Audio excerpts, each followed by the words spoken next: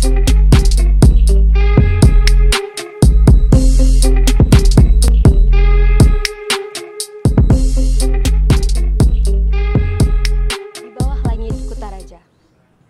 bawah langit Kutaraja, kita memulai ucapan yang sama dengan lafaz dan keyakinan atas keramatnya. Bising kendaraan menjadi musik pembuka awal dari pagi Senin yang harus dimulai dengan tertawa. Medan pikiran dipaksa lebur, dan dari pertikaian libur yang belum cukup terhibur. Semua dipaksa mengejar apa yang telah dimulai. Ada yang berjalan, ada yang berlari, namun tidak berani kabur. Luar biasa. Penghuninya disuruh bertopeng semua. Aku juga harus sama. Malah menyapa bumi. Waktu kita untuk kembali. Bentangkan sayap di tempat kita saling berbagi. Di bawah langit Kutaraja, kita akhiri sebuah misi-misi untuk mencari. Rebahkan diri dan kumpulkan kembali untuk energi. Besok kita akan mulai lagi. Jaga kesehatan, hati dan pikiran, dimanapun dunia memang seperti ini. Istirahatkan diri, perjuangan memerlukan bukti. Oleh Afwad. Terima kasih. Keren banget. Karya Afwad ya? Iya, bagus. Assalamualaikum warahmatullahi wabarakatuh. Waalaikumsalam warahmatullahi wabarakatuh. Bagaimana nih kabar semuanya? Ayu, Fatimah Zuhra, Afwad, Hilda, Tari, gimana kabarnya semua? Alhamdulillah baik. Baik ya. Jadi kan sore ini kita ingin bahas secara santai saja tentang mahasiswa berkarya lewat menulis, ya kan? Menitipkan pikiran, harapan, perasaan, impian dengan sesuatu yang berupa goresan pena, kan kira-kira seperti itu. Karena di tengah kewajiban mengejar SKS dan sebagainya, barangkali akan banyak waktu yang tersita ya untuk kepentingan-kepentingan kuliah. Namun di sisi lain masih sempatkah kita kemudian mencoba untuk merekam jejak peradaban? Walaupun Asia Tenggara regional ya, Asia Tenggara itu dikenal dengan tradisi lisan, tapi beberapa kawasan di Nusantara itu juga dikenal memiliki tradisi menulis yang kuat, dan salah satunya di Aceh. Jadi kalau kita melihat karya-karya abad 17-18 itu banyak sekali karya-karya dari ulama yang berasal dari Aceh. Gitu ya. Jadi yang kemudian menjadi sebuah tempat ya di mana produksi pengetahuan dalam bentuk tulisan itu sangat banyak. Pertanyaannya, masihkah ada dan bersisa sekarang? Ya, setidaknya dari apa yang kalian lakukan, nanti bisa cerita pengalaman masing-masing, memperlihatkan ada sebuah puzzle-puzzle ya, yang mungkin kalau disatukan banyak orang yang akan melakukannya, akan merekam peradaban yang ada pada masa sekarang, masa lalu, dan masa yang akan datang ya. Jadi ini dimulai dari Ayu dulu ya. Nah, Ayu cerita apa yang dihasilkan dari karya tulisnya dan mengapa menulis, mengapa memilih untuk menulis ya. Silakan Ayu. Jadi Ayu sendiri itu mulai senang menulis tuh umur 13 tahun.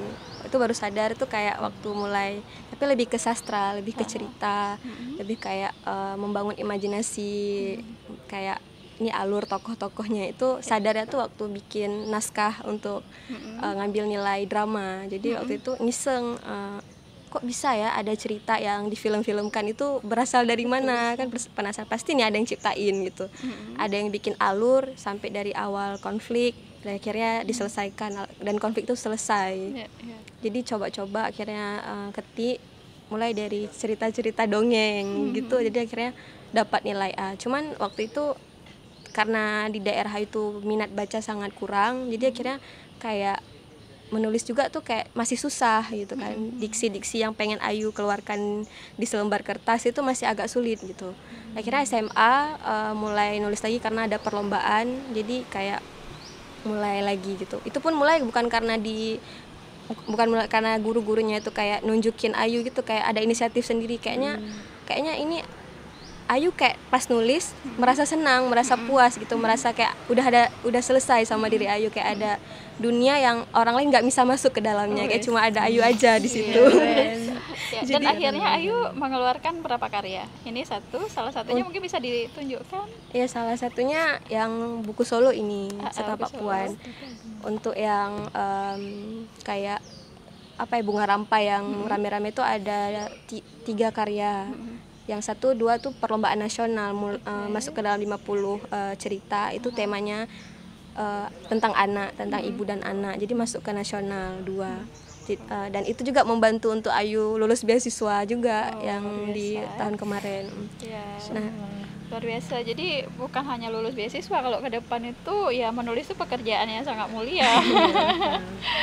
Karena kemudian banyak hal-hal yang kita bisa tebarkan ya, seperti sebuah kebajikan yang dibaca oleh banyak pihak ya lewat tulisan-tulisan kita. Fatimah nih, gimana Fatimah Zuhra? Kalau dari Zura sendiri, Zura menulis karena ingin berbagi, ingin sharing aja. Karena jadi lewat mana nih? Nulisnya lewat media sosial? Kalau Zura blog, nulisnya itu lewat blog, blog jarizuhra.com. Terus juga menulis untuk Jari Zuhra. Kenapa jari? Karena menulis. Iya, karena menulis. Ada filosofi lain di sini? Karena Zura punya mentor menulis. Itu blognya beliau kataroni.com. Jadi punya Zura jarizuhra.com. Itu juga karena ini kan dari guru menulisnya Zuhra. Dan kemudian dari blog itu kemudian ada blog satu lagi mediapeneliti.com. Karena apa yang ingin temanya itu berbeda, apa yang ingin disebarkan itu di sharing berbeda. Jadi kalau misalnya jarizuhra.com itu lebih ke sastra dan puisi. Kalau yang mediapeneliti.com lebih ke artikel. Tapi substansi dan tema-temanya apa aja biasanya? Kalau substansi dan tema tentunya kalau Zura sendiri lebih senang menulis tentang psikologi. Psikologi, pendidikan dan perkembangan anak. Oke. Afwa, nulis apa? Afwa puisi kayaknya ya? Opini. Jarang dipublish. Oh ya, publish. Terus? Pikir juga kurang tertarik, kurang suka kalau ada yang komen sembarangan, misalkan lebay itu udah mulai down dan nggak mau nulis lagi. Itu kelemahan saya dulunya. Karena pria kalau sekarang ini lebih suka nulis yang itu ya. Essay ada beberapa.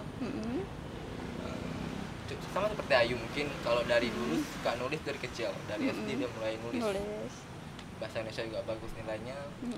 Sering buat cerita dan orang tertarik. Ada yang ada yang pro dan kontra juga, ada yang tertarik, ada yang enggak. Dipublis di mana itu? Kalau apanya? Opininya diterbitkan di mana? Dikirim ke koran ke mana biasa? Mungkin akan, cuman kalau untuk essay nasional sudah 2, yang bareng tadi 1. Dapat juara kan waktu itu, dapat juara dan dapat piala ya untuk level nasional ya. Apa dan tadi? Yang satu lagi perda tentang HAM, itu satu juga nasional. Nasional sama juga. Tadi 3 essay nasional. Luar biasa ya. Jadi itu ada kepuasan ya, Fuad ya, ketika kemudian sudah bisa menyalurkan, mengeluarkan unek-unek gitu ya, segala yang ada di pikiran. Itu ya, berarti menulis itu kayak terapi gitu ya. Kalau apa sendiri lebih suka menulis sesuatu hal yang bebas, yang merdeka, yang tidak dipengaruhi oleh suatu hal stereotip tentang bahwa kita harus begini. Oke, ada gaya sendiri berarti, gaya bebas. Seperti itu Pak. Kalau maunya yang agak sedikit mengkritik, krisis dan bebas gitu. Tetap mematuhi norma juga. Iya. Gimana? Ini Wilda gimana Wilda? Oke, kalau misalnya Wilda sendiri, Wilda tuh suka nulis juga sama kayak Ayu sama Afwa dari kecil. Dan mungkin kalau misalnya untuk perlombaan nasional udah memang belum berani ikut, karena kayak udah tuh nulis sebenarnya untuk kayak terapi diri sendiri, healing